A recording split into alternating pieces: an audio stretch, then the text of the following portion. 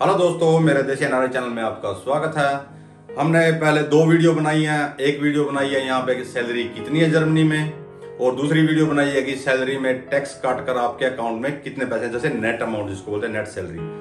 तो आज वीडियो बना रहे हैं उसके ऊपर ही कि नेट सैलरी आपके अकाउंट में तो आ गई है, तो आपको पैसे यहाँ पे कितना खर्च होता है, उस नेट सैलरी से आपको कितने पैसे महीने में बचते हैं।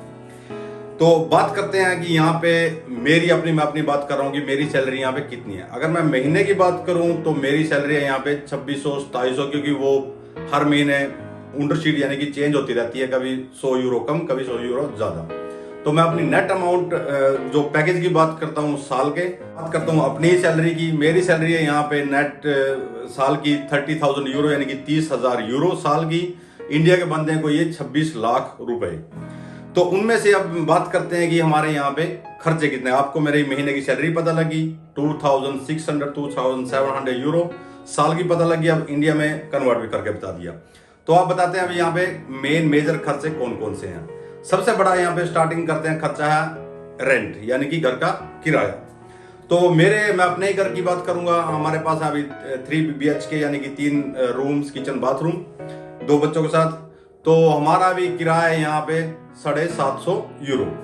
इसको बोलते हैं वाम मीटे, यानी कि 750 यूरो में बिजली अलग है और जो अलग कॉस्ट ना हाई सूंगी वो अलग है।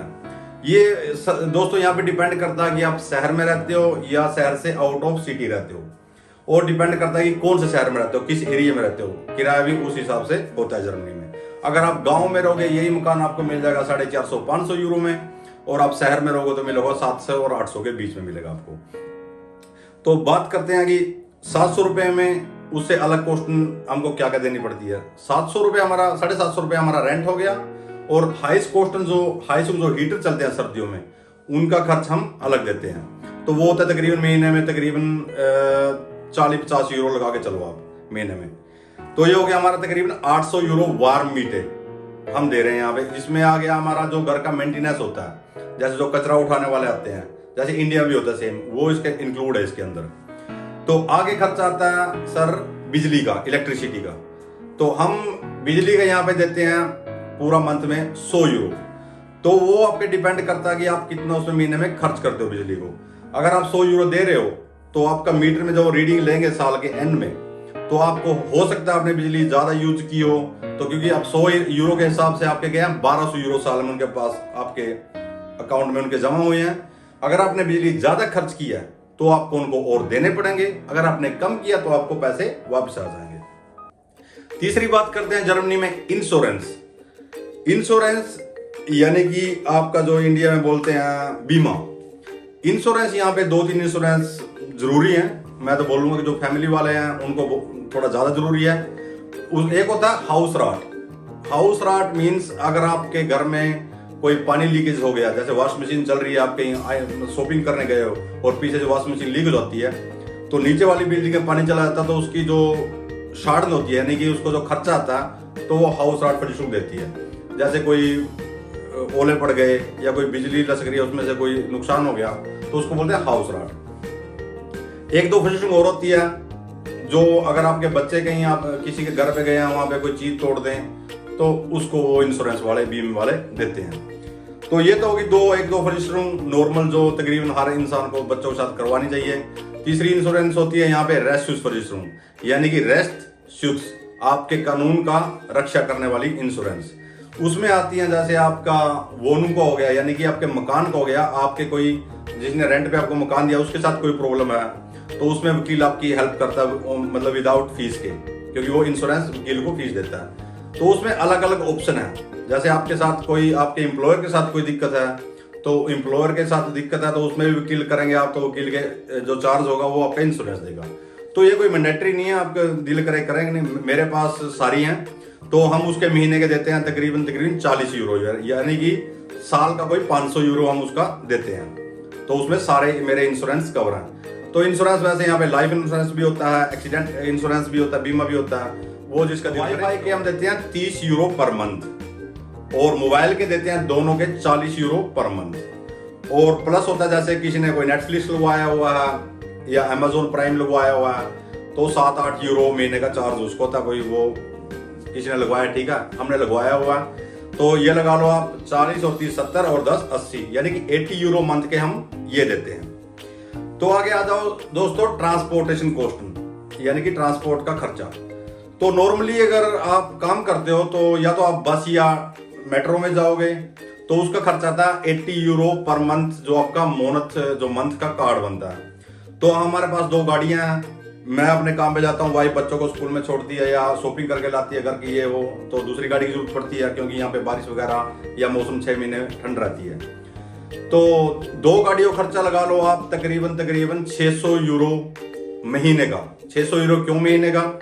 उसमें आ गया मेरी गाड़ी का खर्चा। मेरी गाड़ी हर रोज चलती है 60 किलोमीटर, में काम पे जाता हूँ आता हूँ, तो 2 टैंक लगा लो तेल के। मैं उसमें आपको वीडियो डालूंगा। तेल यहाँ पे ये नहीं कि इंडिया में ही बहुत महंगा है तेल, यहाँ पे पूरा आसमान को, उसकी कीमत आसमान को छू रही है इस टाइम तेल की। यहाँ पर भी डीजल पेट्रोल का सेम रेट ही है अभी यहाँ पे।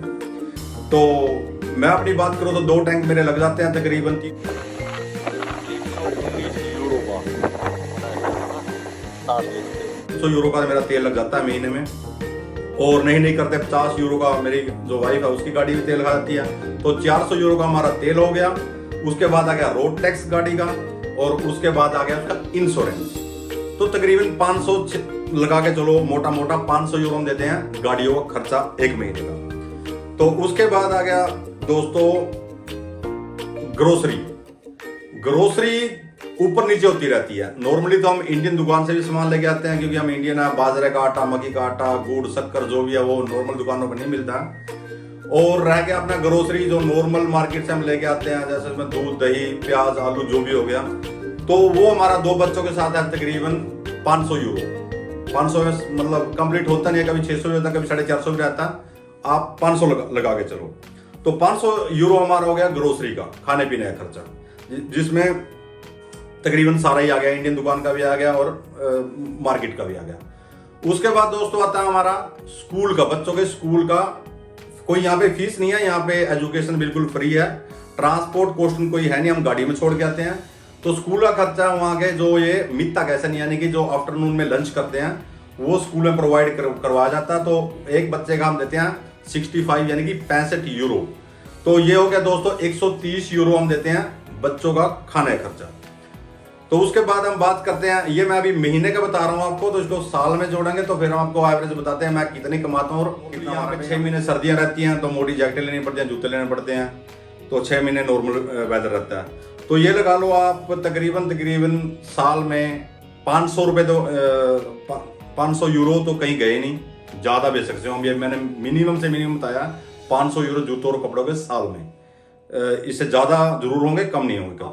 अगर हम सारा जोड़ के इकट्ठा देखें तो 700 रुपये किराया, 100 रुपये बिजली के, 100 रुपये हो गए हमारे जो आउटसाइड हम खाना खाते हैं, 100 रुपये हो गए हमारे वाईफाई, मोबाइल ये खर्चा, 30 यूरो यानी कि महीने का बीमा जो इंश्योरेंस होता है, 500 यूरो की हमारी होगी मोटी मोटी ग्रोसरी, जूते कपड़े जो होते हैं महीने के लगाएंगे हम, अगर महीने के लगाए तो 30-40 यूरो बनते हैं, साल के 400-500 यूरो के जूते कपड़े होते हैं, ठीक है। तो ट्रैवलिंग के लगा लो आप, अगर महीने के लगाओगे तो 400 यूरो, साल के लगाओगे तो 4-5 हज़ार, अगर हम मोटी ट्रैवलिंग इंडिया या कहीं बाहर यूएसए वगैरह में मोटी ट्रैवलिंग करते हैं तो दोस्तों ये सारा टोटल जोड़ के बनता है 2300 यूरो। 2700 यूरो मेरी सैलरी है, 2300 यूरो ये बनता है। बचे कितने हैं? बचे हैं अभी 400 यूरो। मैं साथ साथ में एक बात जोड़ के बताता हूँ, यहाँ पे 350 यूरो यहाँ पे जर्मनी मिलते हैं मेरे को बच्चों के, वो सबको मिलते हैं जर्मनी में। उसके ऊपर मैं एक वीडियो बनाऊंगा, उसको बोलते हैं किंडर गिल्ड, एल्डर गिल्ड भी मिलते हैं। जब बच्चे 2 साल तक जब पैदा होता है तो एल्डर गिल्ड भी मिलते हैं। तो किंडर गिल्ड की बात करूँ तो वो सबको मिलते हैं जिसका यहाँ पे रेजिडेंस जो रहता है पर बच्चे के हिसाब से। तो 350 हमारे को वो मिलते हैं। तो 400 से 500 यूरो मेरे सैलरी में बचते हैं। मोटा डोमसो में अगर बात करूं तो मेरे को 1000 यूरो बचता है, यानी कि इंडिया का सारे खर्चे करके एक लग्जरी लाइफ जी के, गाड़ी वगैरह हर चीज अच्छी लाइफ जी के 1000 यार इंडिया कहूँ तो मैं 80 से 90 हज़ार रुपए मेरे को महीने में बचते हैं। साल का अगर हम ट्रैवलिंग हर साल ना करें थोड़ा ज्यादा बचता है, अगर हर साल 1 या 2 बार ट्रैवलिंग करते हैं थोड़ा कम बचता है। तो दोस्तों आज इस वीडियो के माध्यम से आपको पता ही लग गया होगा कि यहाँ पे कितने खर्चे हैं। अगर एक स्टूडेंट आता है उसका अगर तकरीबन कितना खर्चा होगा अकेले का, क्योंकि ये जो मैंने आपको खर्चा बताया ये है 4 पर्सन का, 2 हमारे बच्चे और 2 हम। ये टोटल खर्चा है इनका।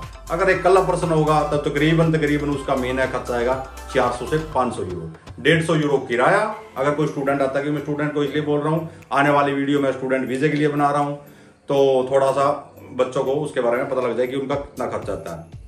860 861 रुपये वो हर महीने अपने ब्लॉक अकाउंट से निकाल सकते हैं। और यहाँ पे तकरीबन 20 घंटे उनको काम करने की परमिशन होती है। 12 यूरो पर घंटे का होने वाला, जब तक वो अगले 2-4 महीनों में सैलरी होगी। तो आप हिसाब लगा लेना कितना वो कमा सकते हैं। खर्चा होगा उनका तकरीबन 400 से 500 euro grocery with rent with all inclusive. Thank you दोस्तों।